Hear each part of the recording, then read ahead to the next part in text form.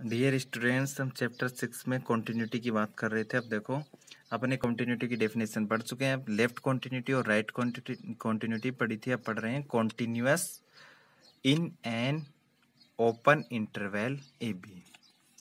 देखो, open interval के अंदर कॉन्टिन्यूअस।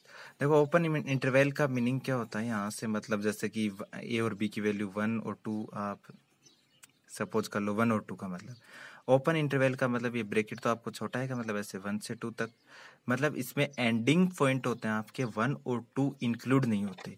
1 से लेकर 2 के बीच में जितनी भी सारी इनफाइनाइट वैल्यू आती हैं वो इस इंटरवल के अंदर आ जाएंगी, इस नंबर लाइन के ऊपर। 1 से लेकर 2 तक, 1 से 2 के बीच में कितने नंबर हैं यहाँ पे? इनफाइनाइट नंबर है। 1 और 2 इसमें इंक्लूड नहीं है। अब क्लोज इंटरवल में क्या होगा? 1 और 2 भी इंक्लूड होंगे। उसको ऐसे लिखेंगे अपन। देखो, अब देखो, इस 1 और 2 के अंदर मतलब फंक्शन, मतलब जैसे कि आप ऐसे, जैसे कि ए और बी की वैल्यू 1 और 2 ही सपोज करो, 1 और 2 ही है। ऐसे कोई फंक्शन कॉन्टिन्यूअस कब होगा? जब 1 और 2 के अंदर कहीं पे भी फंक्शन ब्रेक नहीं करेगा।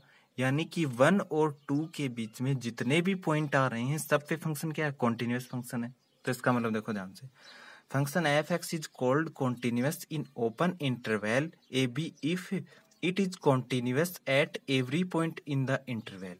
मतलब इंटरवल के एवरी पॉइंट में 1 से 2 के बीच में जितने भी पॉइंट आ रहे हैं उसमें सब पॉइंटों के ऊपर ये क्या होना चाहिए?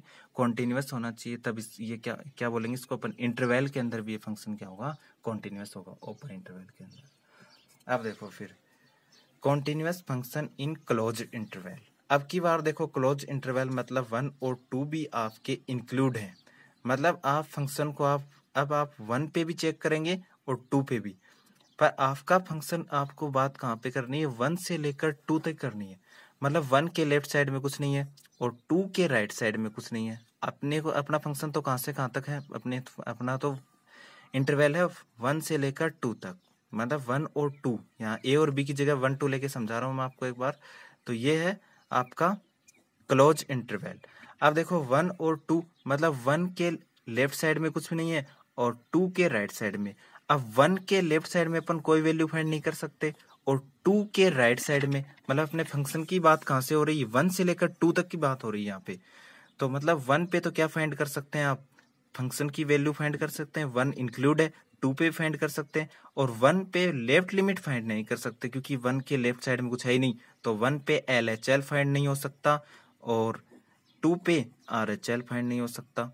तो देखो यहाँ से एक बार, function F x is called continuous in close interval A B if it is continuous.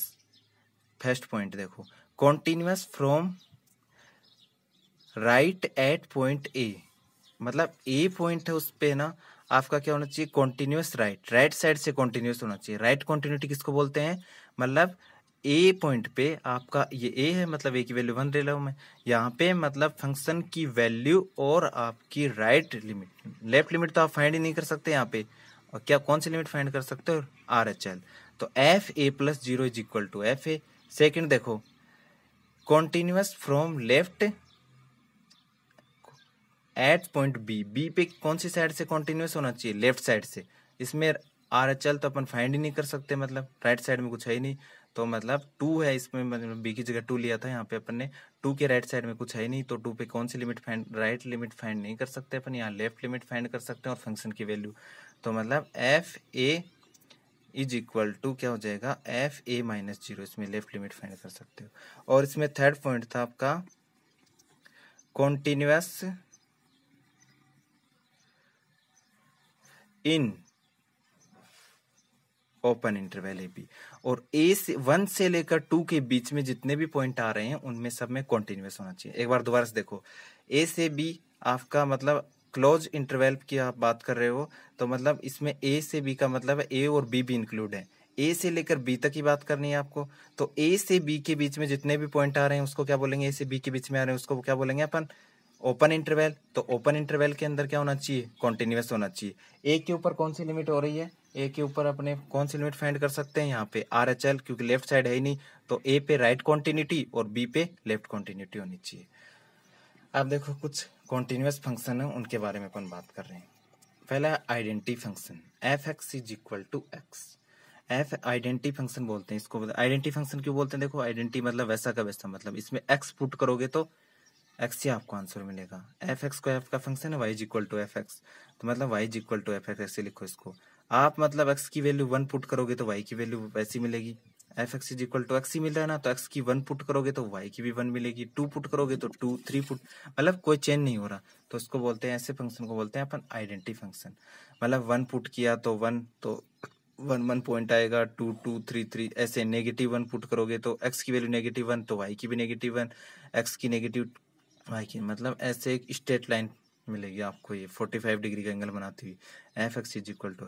तो देखो यहाँ ये फंक्शन है, मतलब कहीं पे भी ब्रेक नहीं हो रहा, लगातार कॉन्टिन्यूस है, मतलब 1 ही पॉइंट थोड़ी होता है, 1 से पहले भी 0.1 है, 0.2, ऐसे इनफाइनाइट नंबर फाइंड कर रहे हैं।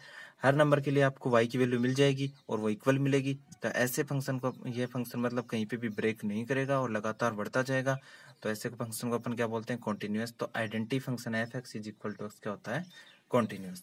अब देखो सेकंड है constant function, F x is equal to c. Constant, c कोई कांस्टेंट है, मतलब जैसे कि मतलब f x is equal to आपका कोई भी कांस्टेंट हो सकता है, 5 हो सकता है।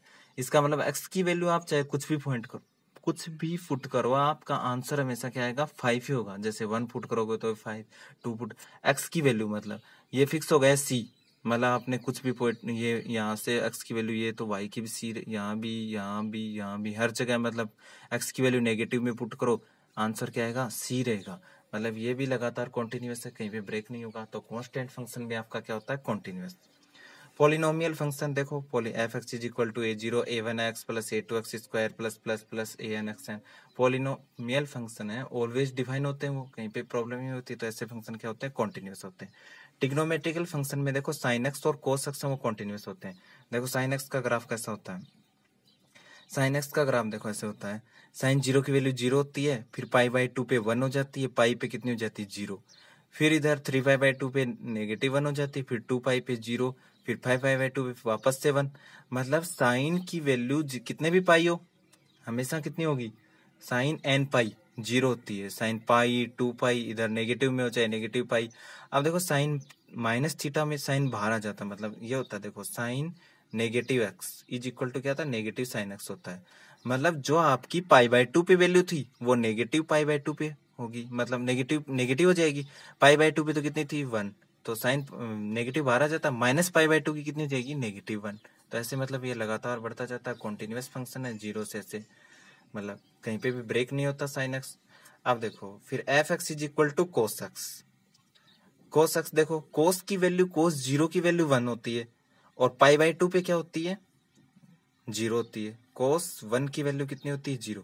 कोस के अंदर देखो, कोस है ना π/2 का ओड मल्टीपल, π/2 के ओड मल्टीपल पे क्या होती है, 0 होती है। π/2, 3π/2, 5π/2, 7π/2, ये इन सब पे कोस की वैल्यू क्या होती है, 0 होती है। और पाई होता है ना कोस का, पाई, ओड पाई, मतलब पाई, 3π, 5π, इन पे क्या होती है, कोस की वैल्यू -1 होती है। और E1 पाई मतलब 2π, 4π, इन पे क्या होती है, +1 होती है कोस के अंदर वैल्यू। मतलब कोस में कोस नेगेटिव को, और कोस में क्या होता है, cos negative x is equal to cos x ही होता है। मतलब जैसा आपका ग्राफ इधर है वैसा सेम टू सेम इधर है, मतलब π/2 पे जैसी वैल्यू पाई, नेगेटिव π/2 वैसी, पाई पे जैसी वैल्यू पाई, नेगेटिव पाई पे वैसे, मतलब कोस एक्स वो कहीं पे ब्रेक नहीं होता, इसलिए ये भी क्या है, कॉन्टिन्यूस फंक्शन है। फिर देखो आप exponential function, F x is equal to a की power x, f x is equal to e की पावर एक्स। अब देखो ए की पावर ए ग्रेटर देन 0 कोई वैल्यू हो रही है, तो दोनों का ग्राफ एक जैसा ही बनेगा, अपन ई की पावर एक्स का बना रहे हैं। देखो ई की पावर 0, किसी की पावर 0 होती है, 1 नहीं होती। ई की पावर ई की वैल्यू क्या होती है, 2 पॉइंट कुछ होती है, तो ई की पावर इन्फिनिटी, आप 2 है जैसे 2 ही सपोज करो, 2 की पावर बढ़ाते जाओगे तो वैल्यू बढ़ती जाएगी, जैसे 2 क्यूब 8 हो गया, 2 की पावर 4 16, 2 की पावर 5 32, ऐसे इनफाइनाइट की तरफ जाएंगे तो अपन वैल्यू बढ़ती जाएगी। तो ई की पावर इनफाइनाइट की वैल्यू क्या होती है, इनफाइनाइट ही होती है। ई की पावर नेगेटिव इनफाइनाइट देखो, 1 अपॉन ई की power infinite is equal to 1 upon infinity is equal to 0 जाएगा। 1 अपॉन इन्फिनिटी क्या होता है, 0, पॉजिटिव हुआ, नीचे पावर आके फिर ई की पावर इन्फिनिटी की वैल्यू इन्फिनिटी है तो रखा तो 0 गया। अब देखो ग्राफ कैसे बनाते हैं, मतलब 0 पे तो 1 है, तो ये एक पॉइंट तो आएगा 0 पे 1 है ना। एक्स की वैल्यू आप 0 पुट करोगे तो ई की पावर 0 आएगा, और वैल्यू क्या मिलेगी आपको, 1 मिल जाएगी। अब देखो यहाँ पे नेगेटिव इन्फिनिटी, इधर क्या है नेगेटिव इन्फिनिटी एक्स की वैल्यू, और इधर क्या है पॉजिटिव इन्फिनिटी। नेगेटिव इन्फिनिटी पे क्या है जीरो, मतलब जीरो की तरफ से आ रहा है। नेगेटिव इन्फिनिटी पे किसकी तरफ जा रही है, ऐसे बढ़ते जाओगे तो जीरो की तरफ। अब इन्फिनिटी को तो अपन लिख नहीं सकते, तो मतलब ऐसे चलता जाएगा पैरेलल। और पॉजिटिव इन्फिनिटी पे इधर, पॉजिटिव इन्फिनिटी पे किधर जाएगा, ये इन्फिनिटी की तरफ वैल्यू जाएगी। अब देखो logarithm function F x is equal to, तो ये भी देखो ऑलवेज क्या होता है, कॉन्टिन्यूस एंड डिफरेंशिएबल होता है। डिफरेंशिएबल में आपको मैंने पहले बताया था कि मतलब कोई भी फंक्शन है वो ऐसे शार्प नहीं बनना चाहिए, मुड़ना नहीं चाहिए। F x is equal to log X, log X देखो लॉग जीरो की वैल्यू क्या होती है, नेगेटिव इनफाइनाइट, तो लॉग जीरो की वैल्यू, और लॉग वन की वैल्यू जीरो, और लॉग पॉजिटिव इन्फिनिटी की, लॉग पॉजिटिव इन्फिनिटी की इन्फिनिटी होती है। अब देखो लॉग है वो कभी भी नेगेटिव नंबर के लिए डिफाइन नहीं होता, मतलब लॉग के अंदर अपन लॉग नेगेटिव टू ऐसे मतलब डिफाइन नहीं कर सकते, लॉग के अंदर अपन नेगेटिव वैल्यू पुट नहीं कर सकते। तो मतलब देखो यहाँ से फिर देखो यहाँ आप नेगेटिव इन्फिनिटी यहाँ से देखो पहले जीरो पुट करेंगे, सॉरी जीरो पुट करोगे तो ये वाई की वैल्यू मतलब लॉग एक्स जो फंक्शन की वैल्यू नेगेटिव इन्फिनिटी की तरफ जा रही है, और मतलब जीरो पे कितना आ रहा है, वन आ रहा है, और इधर पॉजिटिव इन्फिनिटी पे इन्फिनिटी हो रहा है। एक्स की वैल्यू इधर इन्फिनिटी होगी तो वाई की भी इन्फिनिटी हो जाएगी। तो मतलब ये आपको थोड़े से ग्राफ में ध्यान में रखने, ये भी क्या है कॉन्टिन्यूस फंक्शन है। आप देखो